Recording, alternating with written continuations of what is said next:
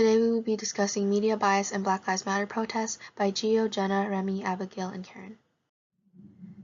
The Black Lives Matter movement is an international social movement advocating against racially motivated discrimination and violence against Black people.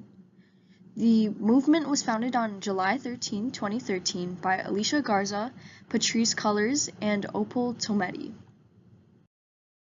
This first article is from the far left and is from Vox. The purpose of this article is to educate on the traditional idea of American radicalism with BLM throughout history. It determines BLM has radical aspects like the idea of abolishing the police and the impact it has on racial behavior. The bias shown in this article is political party bias, where the authors of this article support the far left while explaining how this new era could be the end of conservatives. It also states this movement is one of the most successful social movements in U.S. history without mentioning specific left social movements. A more left-leaning news source is CNN. Its purpose is to be informative, and it states that it seeks to inform, engage, and empower the world. It describes, in this article specifically, that Black Lives Matter protests were mostly peaceful despite contrary belief, and it also compares it to counter-protests. A bias identified as false balance because more info was given on Black Lives Matter protests than counter-protests, such as information on police intervention or methods police used to intervene, such as rubber bullets. No information was given on this for counter-protests, and also Black Lives Matter protest was the main focus of this article, and so the reader is more likely to form an argument in favor of Black Lives Matter protests after reading the article than counter-protests. Generally speaking, the New York Times is a more neutral source, and it plays an educative role. In this article specifically, it educates the public about the Black Lives Matter movement and its size, explaining who is protesting, why they are protesting, and the movement's increasing numbers in regard to people in demonstrations. Although the New York Times is a more neutral source, there were slight bits of bias within this article. For example, there was mainstream bias, and they tended to base their article more on statistical facts rather than controversial topics within the movements. Additionally, there was ventriloquism, and for example, you can see in the quote, it says, "If you aren't moved by the George Floyd video, you have nothing in you." And they further this idea by explaining that the protests are achieving what very few protests do in terms of social and political change. And this shows the author's more positive perspective of the movement. The purpose of this article is to persuade and inform the public on the BLM movement, on its impact and influence on African Americans in our society. The article is founded on opinion, so it plays both an advocacy and informative role.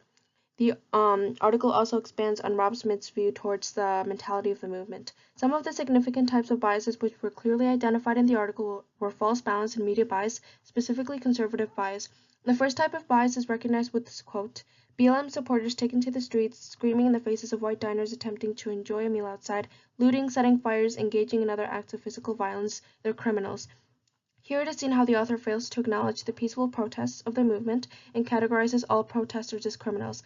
There is a false balance of facts and is mostly one-sided. For the second type of bias, the quote, "The tragic loss of these Black lives can't be used to further the radical BLM agenda, so the organization ignores them." This quote talks about how the movement disregards other Black lives that have been taken by actual criminals instead of police officers. The utilization of the word radical prominently points out the article's tendency towards the right, so it categorizes part of this article as having a certain conservative bias. Our right perspective in the media regarding the Black Lives Matter movement can be found on the site of American Spectator. One such article is Bob Zeidman's stance on Jewish involvement in these protests, where he makes his intent in creating the article clear. His purpose is to show his negative feelings on Jewish support in Black Lives Matter. He goes further with this by building a comparison between the purposes of the Black Lives Matter movement and the KKK, which leads us into the topic of different biases present in these articles.